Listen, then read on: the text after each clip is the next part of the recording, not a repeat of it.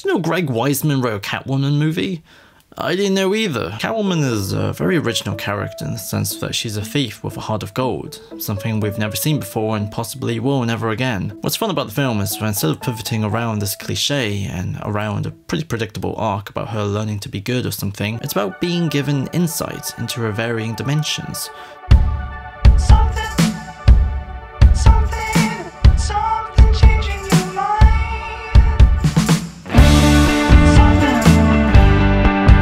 The first act is her doing what she usually does best: flirt, steal, and run. I know you're just stalling for time, trying to figure out your little escape plan. The second is her being forced to cooperate with the responsibilities of a greater whole. I can take action when properly motivated. As Greg Weisman said, she doesn't want you to see beyond purpose, and that sort of idea fascinates me. That you have someone with serious intent but who wears a mask both figuratively and literally, and sometimes a mask over a mask that keeps you at a bit of a distance because there's some pain under there. Selina is a total mystery in the film. This version's backstory is never clarified. All there is a set of assumptions which all intersect with the belief that she's always insincere. Which has exactly what to do with me? As Ellen and Burr defined, kleptomania, or the irresistible impulse to steal unneeded objects, is a poorly understood disorder. The essential feature is a recurrent failure to resist impulses to steal objects not needed for personal use or their monetary value. The objects taken are either given away, discarded, returned surreptitiously, or kept in hidden. We have all the money we need to get Anya the help she'll need. Almost invariably, the person has enough money to pay for the stolen objects. The stealing is done without long-term planning and without assistance from or collaboration with others. Further, there is no association between the stealing and anger or vengeance. Why the sudden rush? You are usually much lazier than that. There's a moment where Selina tempts Kate with sexy bath time. And it's such a large tub. The purpose of this moment is fan service, and also to distract Kate in order to steal her bat phone and call her people. However, the call itself is not about escaping, it's about Selina giving some reassurance. Isis and I will see all of you very soon, with enough scratch so they never have to be afraid again. I promise. Catwoman always lies.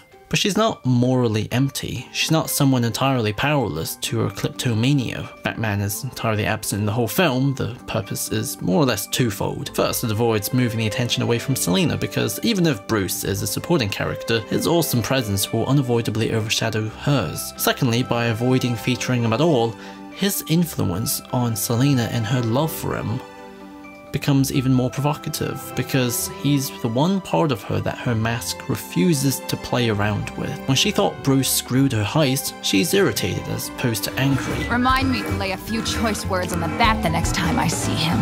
Wait, that battering. Here it comes.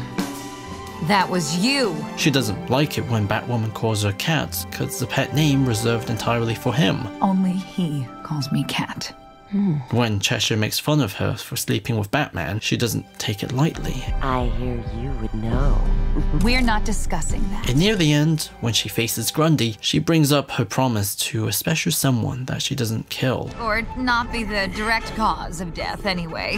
Selina Kyle is a mask. Catwoman is a mask. Both are used to create a consistent and useful reputation that she's just a kleptomaniac, a thief. But in reality, there is someone deeper than both, someone which only Batman and the powers back home are privy to. At the end of the film, she reveals everything was all part of her plan. She targeted Leviathan, stealing from them as retribution for their victims. What makes you think this wasn't my plan all along? Yeah, right. Since when does Catwoman care about taking down criminals? Minerva was trafficking human beings.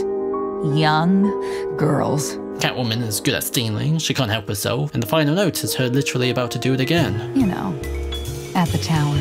But deep down inside, she values her morals and the value of good people around her.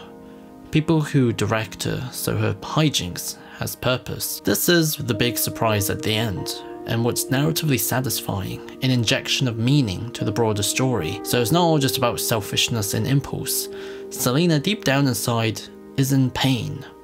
So she wears her assumptions as protection to hide her pain. The only people who have the privilege to be under it are people who allow her to heal that. Other victims, a guy who's always doing the right thing and believes she can always do more. But I must say, this gives me yet another reason to hate Selena Kyle. And that's the thing I really enjoyed about this film. It's exactly what it wants to be. It doesn't overreach and try to be something more important in terms of its grandeur. Within the storytelling, Catwoman is our world, and we stay inside it all the way through. I was also pretty sure there was going to be a twist with Black Mask. He's voiced by Troy Baker. He's got a group of young dudes with him throughout the whole film. He's the one who brought Selena through the front door. As do I. And he doesn't look like he remembers this dude originally. Instead, it looks like he's going with the flow. Sure. Black Mask is also actively trying his best to find a way to join Leviathan. So I was like, this dude is totally Batman. And this whole thing is going to be a ruse created by him and Batwoman. Tracking Minerva and Mask will lead us to a meeting of the entire criminal cartel that Black Mask is currently trying to join using the Eye as his entrance fee. The big fight happens with Leviathan. Black Mask shoots one of his own boys, and I was like, nah, he ain't dead. That's probably Nightwing playing dead, and this is the next step of their master plan. And then nothing. Nothing at all. There was no twist, and I sat there looking at the screen thinking to myself, oh. Alright. Staring at the wall, I know you really love the color. We picked it out over the phone. Remember what you said, but I could never tell the meaning. I try to see what I have been shown. Staring at the pictures now, I know they try to show me. I cannot see, but God knows I try. Believer of the mysteries, I try to find a way not to cry.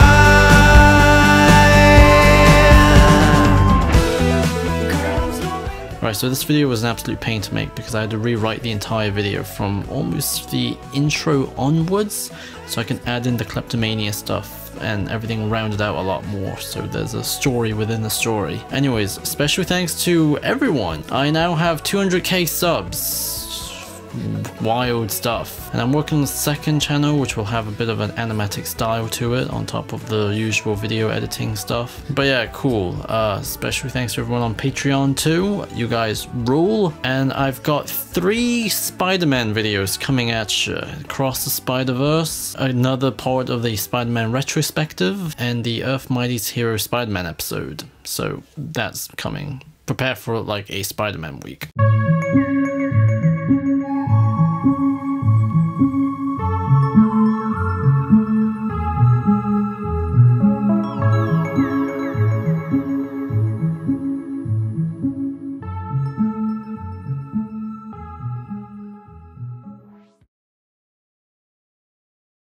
Now kill them all.